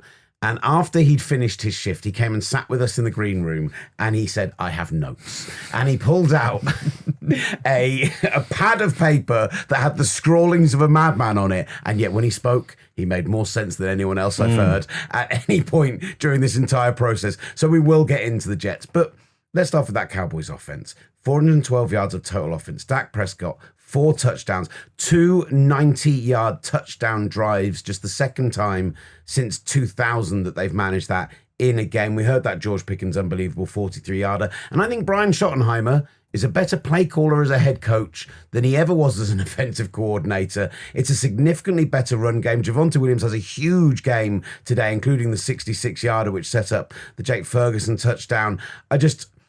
Yes, the Jets defense haven't been good this year, and yes, there were turnovers, and yes, there was not a lot to be excited about on the other side of the ball, but Dak's thrown for 556 yards and 8 touchdowns in the last 2 games, and this Cowboys offense are what we thought they could be going into the season, and that's exciting.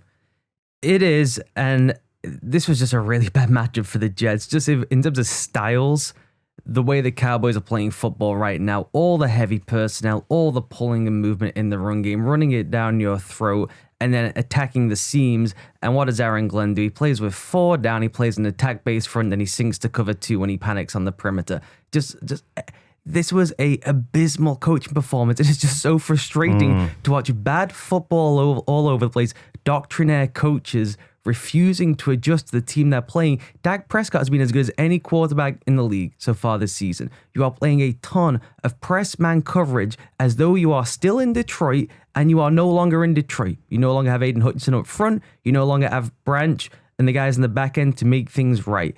And it's just frustrating to watch this Jets defense. It feels incompetent. Aaron Glenn, before this game, called last week the best week of practice since he's turned up in New York. He was seen with a boxing glove walking around practice this week, punching the ball out, trying to talk to them about ball security, and yet Breece Hall has a horrible fumble in this game. He said after the game the practices had been damn good. He doubled down on it after the game today. This is a Jets team who become the first team in NFL history to start 0-5 and have 0 takeaways on defense during that time. That's brutal. 13 missed tackles in the first half alone. Those 2 90-plus drives. The offensive woes, and Ollie mentioned something earlier. They are 6th in first quarter success rate this season. They actually come out with some really good They ran the ball well today. They had a 50% success rate. They've been running to find. Breece Hall goes for 113. He did have that fumble, though. But after they settled for 3 on the opening drive of the game, they don't score again until the third quarter. There are brutal sacks left, right, and center of Justin Fields. As you said, Breece Hall negated that ridiculously stop-start drive. It just, time and time again, they shot themselves in the foot, and they are a really tough watch at the moment, and it starts with the coaching. I want to hear you talk about Sauce Gardner, because we had this segment the other night, and it was going to be biggest surprises of the 2025 season, and we didn't get to everything. And you had Sauce Gardner's struggles as one of your surprises. Struggles, by the way, which sounds like it kept up today, at least on that Pickens play. Yeah, it just looks like a really poor schematic fit with him. You would think in your mind, Sauce Gardner, press coverage heavy system, that's where he'd be at his best. But just the style and design of how they play it often leaves him exposed. He is not the greatest communicator on the fly corner in the league. He really wants to lock in and play one-on-one all over the field. The way Aaron Glenn does it, it's a bit more nuanced than that. There's a lot of wink-wink communication on the fly. It looks like press. You pass things off really quickly at the snap. And if you just go through the big chunk plays he's given up this season, you will see there is a consistent delay at the top of the route where it's like he's confused. Am I supposed to let this thing go or do I stick with the man? You would think you would just say, hey, Sauce, maybe it's one of the best corners in the league when you're at the apex of your powers. We'll just lock you on. We'll do all the fancy stuff with everyone else. And I do think that there's a chance that we could get a trade with Sauce during the season. That would be fascinating. Glenn did say after the game that he has confidence in Steve Wilks and will let him do his job. You indicated to me, Ollie, that you think this is very much Aaron Glenn's defense. It is not Steve Wilks' defense. It's a Frankenstein monster of the two in a way that is completely incohesive. This is make a call one way or the other. You're asking Aaron Glenn to call half his defense, essentially when it's a true drop back game, and Aaron Glenn's defense the rest of the time. Either let him call his defense and build his defense, which is probably too late to reinstall and reimagine now, or you take over responsibility and call your defense the way you see it. The problem Glenn's got is he is really struggling with just the management of the game. So the idea of just being like, we brought in you as the defensive guru, which I'm not so sure was the case necessarily in Detroit anyway, but to ask him to take that on when he's struggling already with some of the head coach responsibilities, I think will be too much to ask. And you know how you can tell who's a good head coach or who's doing a good head coaching job is you start elevating players who hadn't been elevated to that level that we've seen before. Javonte Williams, the way he's playing. Ryan Flournoy goes 6 for 114. And then I thought it was interesting to hear Dak Prescott said he told his 4 replacement offensive linemen this week, 4 of them, hey, remember how I once got into the starting lineup? Like, you can get that job and you can stay there. I don't know if that's going to be the case for these Cowboys offensive linemen, but they are doing more with less. They're at 2-2-1. They're one of the most fun teams in the NFL, despite, a pretty rough defense. Let's go to another team that entered Sunday without a win. 1st and 10. Saints trail 14-6, 5:27. Ball at the 13, moving left to right. Rattler under center, play action. Stands in the middle, throws it deep, and he's got a wide open Rashid Shaheed on explosive play. 30, 20, 15. See you later. Bye. No flags. Touchdown. Saints 87 yards. Oh, that was Mike Haas on WWL. Yes, the Saints fell down 14-3 to the Giants and end the game with 23 straight points. The Saints have a win in the 2025 season. And I am relieved, frankly, Gavin, that Spencer Rattler has finally won a game in which he was the starting quarterback because he deserved better, and he was the better quarterback today against Jackson Dart. 7 of 15 on third downs. He was pressured 54.8% of the time, did not take a single sack against a much vaunted Giants defensive line. He for me, and maybe not been the biggest surprise because I think he came in and did some really good functional stuff previously, but as a guy who has come in and actually proven he could be a starter in this league, at least a long-term option for a team as a backup, like I've been really, really enjoying what he's been putting on film. And actually, this whole Saints team, like, there is a talent problem. Is there a coaching problem? I don't think so. But, like, I honestly feel like they are not a team who look like they should be 1-4. This might be their only win of the year based on their talent. Oh, stop. But I think there is a system there. I think there is a quarterback there. I think there's a lot to like about this Saints team, even though they have had their struggles. And this, you said it's a deserved win today. I enjoyed it. They're always good for one win over the Falcons. They play the Panthers twice. That's one too. I love the call by Kellen Moore, who's had some curious game management moments this year, including in the first half of this game. But they had a 4th and 5, up 12 with 4:12 to go. We're talking about Jonathan Gannon not having any faith in Kyler Murray. Kellen Moore was like, just have a regular drop back and we'll trust you, Spencer Rattler. And he completed the first down to burn another couple minutes off the clock before a second Blake Groupie miss of the day. They actually could have won this game by a little more than they did, but ultimately I was really impressed with the way they responded to the early deficit.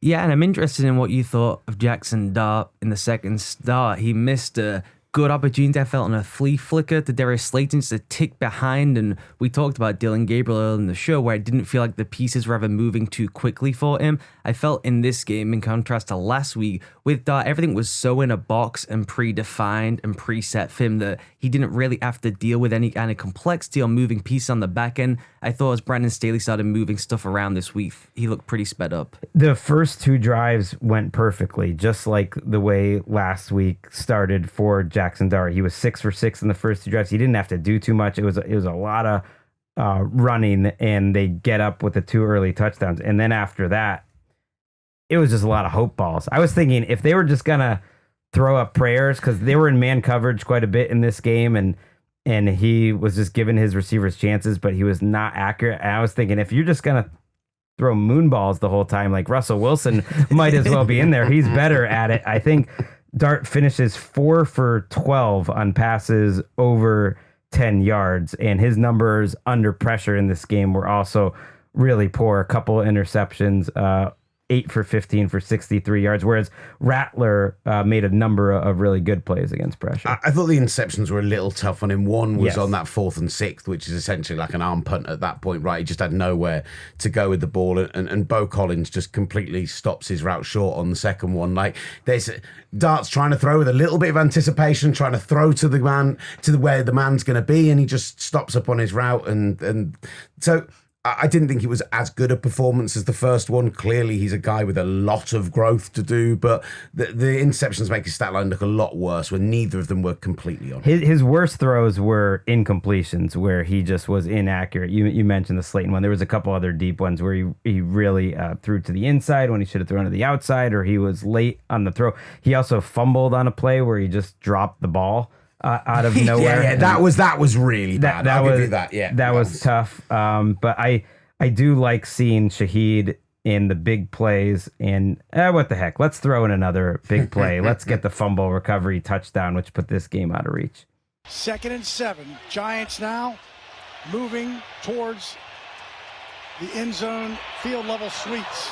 Snap to Dart, inside handoff to Scatterboo. Ball's loose. Saints picked it up. That's Jordan out 30, 40, midfield 40, 30. They're not going to catch him. See you later. Bye, Jordan Howden. Touchdown, Saints. Woo!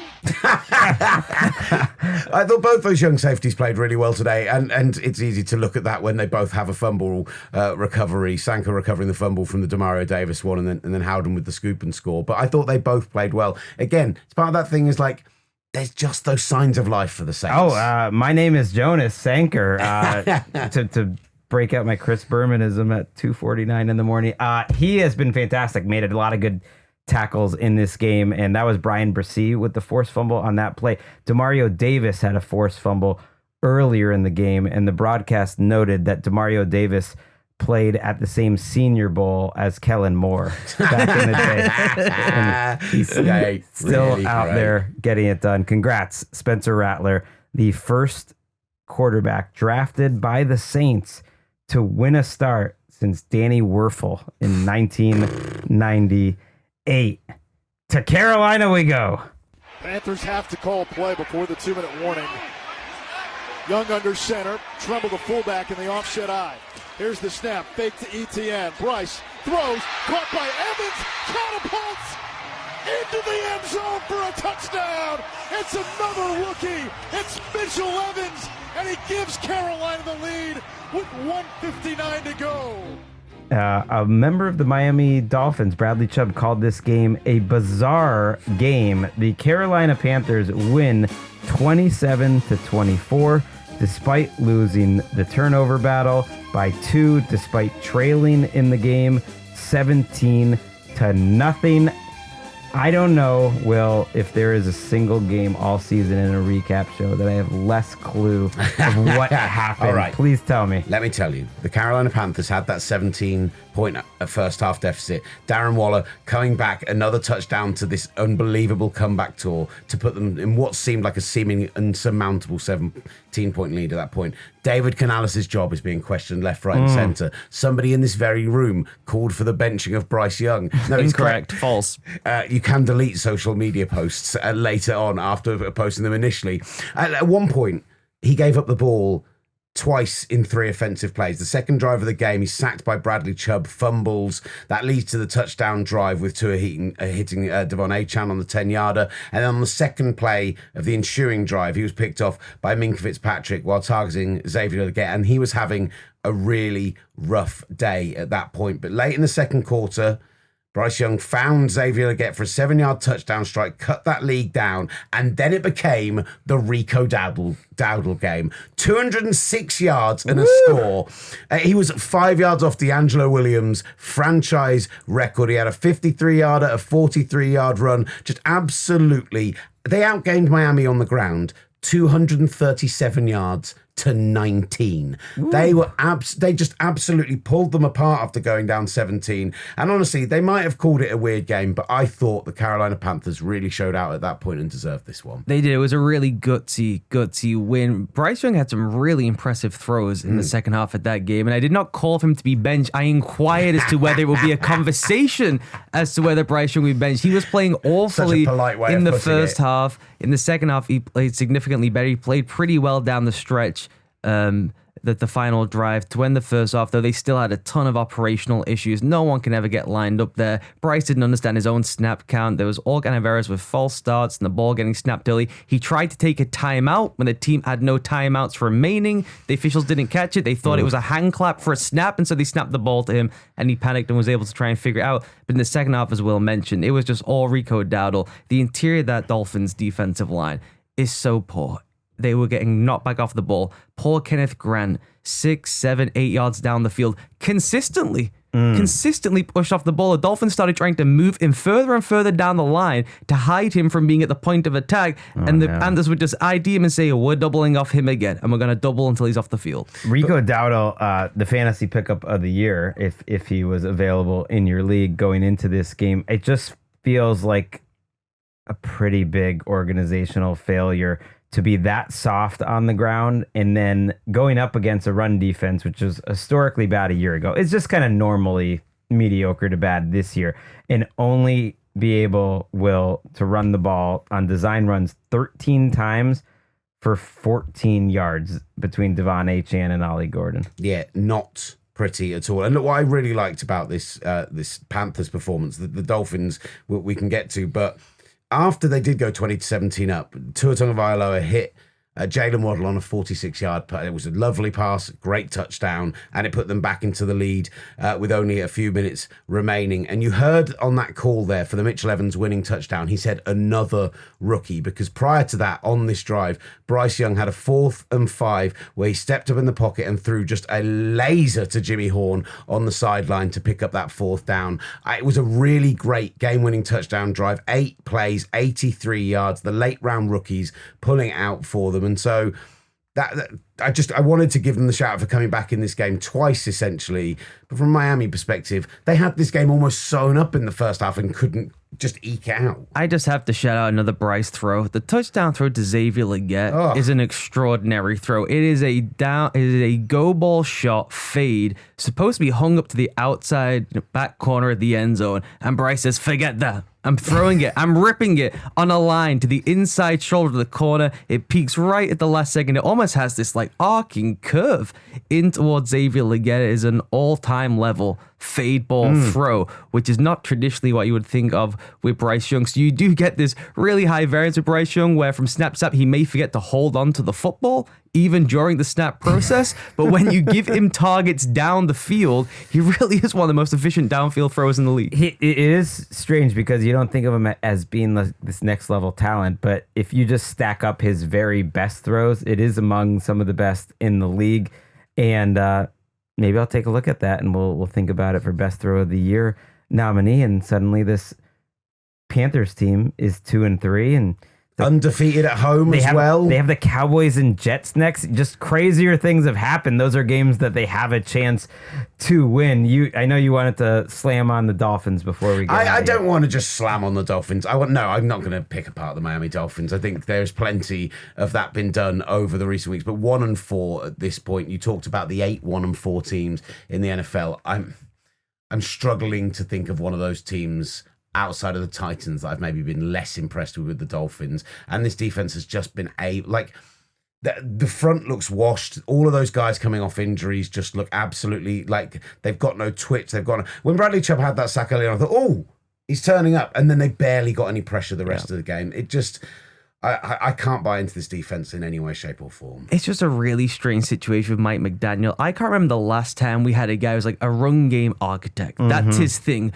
Those are usually the rah-rah guys, and I know that's not who Mike McDaniel is, but it's a team that is just soft. They get no push up front inside. They go and they bring in all the big boys in the offseason, right? They draft Jonah Sev in the second round, thinking we're going to get some interior push. They have Patrick Paul in the second season, and Aaron Brewer, to his credit, is fighting like crazy inside in a season where most center play is pretty poor. He's probably one of the 3 or 4 best individual centers in the league. And as he's crushing people up front, it's just bodies falling all around him. On the interior of the defensive line, they get pushed back off the ball. It is just wild to me that a guy who has made his name as the architect of run game football can feel such a soft team. It's funny how narratives happen and attention. And we'll see what happens with Miami in the next couple of weeks. But the fact that they got that win over the Jets in primetime kind of like took the attention off, but it doesn't get much worse than losing a 17-point lead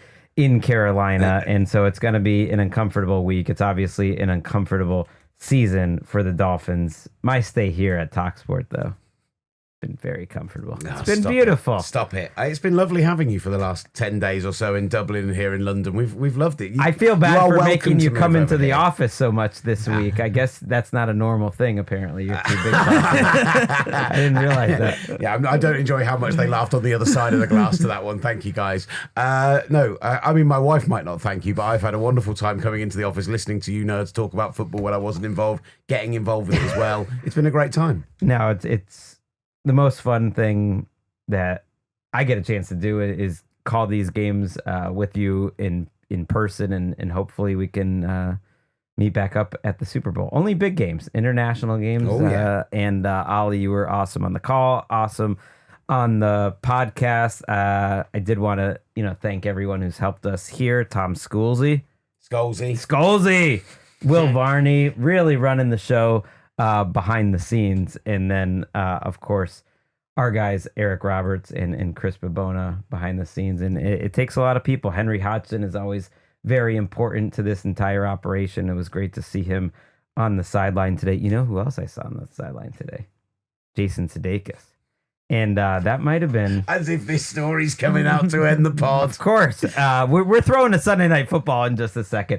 But of course it's coming out. Jason Sudeikis, I'm just talking to Henry on the sideline, and I didn't even know Jason Sudeikis there. And suddenly he comes into our sight line, stands right in front of me, looks me in the eye, and says, "Nice to see you," and shakes my hand, and then walks back. And it may have been a mistaken identity situation. I don't really know. He's saying that now. He came upstairs all big time. Oh, honestly, I was excited. This is permission right now. Jordan Rodrigue, Patrick Claiborne, everyone else involved in the show, you can absolutely rip into him for that. He was so proud of himself. And he basically big timed us for the rest of the game. That's none of that.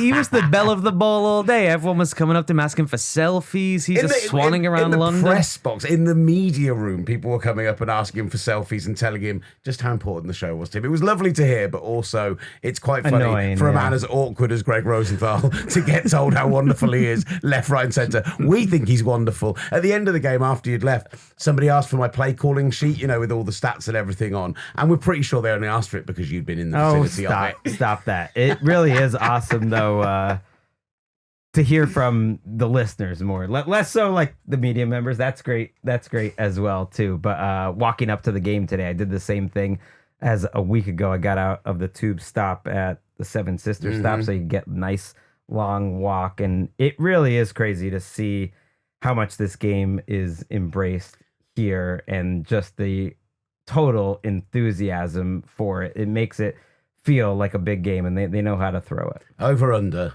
who had more? Greg selfies or me pints of Guinness in Dublin?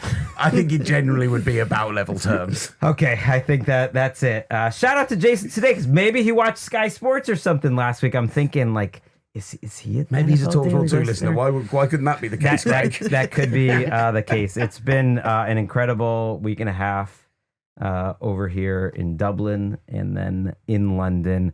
We'll wrap it up here, but on the other side of the break, you're going to hear a wild and hopefully Patriots heavy review of Bills Patriots. And I will be back on Monday night, which seems like startlingly soon, with Nick. We'll see you then. And now he'll look to convert from 52 from the right hash. The Ashby snap to Behringer. The swing of the right leg by Borregales. The kick sailed into the uprights. It's good! And the Patriots have the lead with 15 seconds to go. The rookie delivers. My man, Bob Sosie's back calling game winners. That felt good, boy, didn't it? Oh, it felt good. It looked good off the leg of Andy Borregales as that kick ultimately didn't determine the game. The Patriots needed to make 2 more plays after that. They made those plays, and it's over. Nick Shook, Patrick Claybon here, NFL Daily Sunday Night Football recap time. There's no more undefeated teams, so the NFL's bad, Nick. We got to get rid of the league. We're real close, I think, to completing the parity circle after only 5 weeks, and we still got the Monday Nighter to go. Yeah, it's time. It's time. Shout out to the 72 Dolphins and the memory of Mercury Morris, who was always a big celebrator of this. And honestly, I'm glad that the conversation's over now, because now we can focus on the rest of the season without worrying about who's got the big 0 next to their team name. Yeah, we just worry about seeding and home, away, the way things go in the playoffs. It's not college football. You don't have to run the table. Just got to be there in a right spot to make a play when your team gets an opportunity. And the Patriots took advantage of their opportunities here, Shook, in a game that was fumble night football to start off. Both teams kind of draining the energy from what was an electric Highmark Stadium with the special uniforms for the Bills. And then things really got going in the second half where both offenses kind of heated up for a bit. Yeah, that first half that you speak of that was so ugly, it was also ugly because penalties just ran rampant, especially for the Bills. They had 8 at halftime, and including a pass interference in the end zone that set up the Patriots with an opportunity to score. They didn't execute, but an opportunity to score. They ended up getting 3 points out of it. And it was very uncharacteristic of the Bills largely, and the Patriots, credit to them, got a little bit out of it. But what really happened in that second half, like you just alluded to, is the Patriots kind of waking up offensively, finding a bit of a groove. Drake May taking over. Mike Vrabel going back to Ramondre Stevenson after he'd fumbled twice, earlier in the game, and them finding, coming to understand that, yes, we belong here, we are in this fight, and we can actually do this. Like, when we look at the Patriots, this is going to sound crazy right now, but in the Mike Vrabel era, when teams turn a corner, there's always that moment, that game. This could very well be that game that we look back to the Patriots and think, that's when they all started to believe, and when Vrabel's imprint really started to, take effect with this team. And it's only week 5, which is super encouraging, beyond the fact that they pull off the upset win over the Bills 23-20. Yeah, and we looked and got a balanced performance from the Patriots in the second half, not just the offense, especially Drake May working those balls down the sideline to Stephon Diggs, who had a huge revenge game against his old team. In fact, there was a ball to Hunter Henry in the second half where he goes up, kind of snatches it out of the sky. Then the very next play, Diggs spins out of a short route, gets a lot of run after the catch. So those two played great. But Marcus Jones in this Patriots defense, Milton Williams, guys continued to make plays in a way where we felt, Shook, watching this Buffalo Bills defense. Hey, at some point this season, the Bills defense is going to need to make plays. The Patriots defense made the plays the Bills defense couldn't down the stretch. Yeah, Marcus Jones with an incredible interception on a pass that looked very familiar to, if anybody watched Bills Saints last week, I understand if you didn't, but if you did, Josh Allen threw a similar pick, and he almost threw another one just like this, a late ball forced over the middle. It was not intercepted in that game. Marcus Jones is a premier athlete with incredible speed that we usually see in special teams. This time we see it on the defensive side of the ball, covers the ground, dives in front of the pass, makes it a phenomenal interception. That was a huge point in that game that stopped a Bills drive that was, because in the second half, Except for that last possession, the Bills could move the ball with relative ease. That one was super important that it stopped them in their tracks, gave the Patriots the ball back, continued to give them both hope that they could get this done and also another opportunity to tack on to their lead, which they did. And so the Buffalo Bills get another opportunity, and it's kind of this situation where when you have this freak athlete at quarterback who's able to do so much, obviously everybody wants to see Josh Allen hero ball. That's why we watch.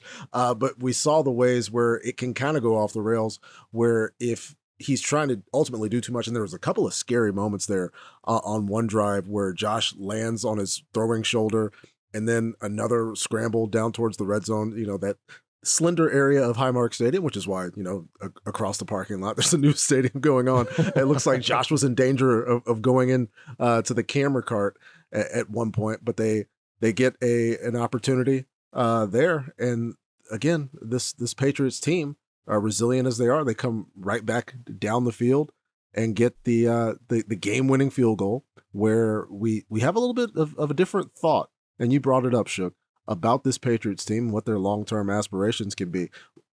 Level of concern, is this just a weird division game at home for the Buffalo Bills? They played the previous rendition of the New England Patriots at Highmark Stadium in a 3-point game late last season, so it's not like it's that far of a departure.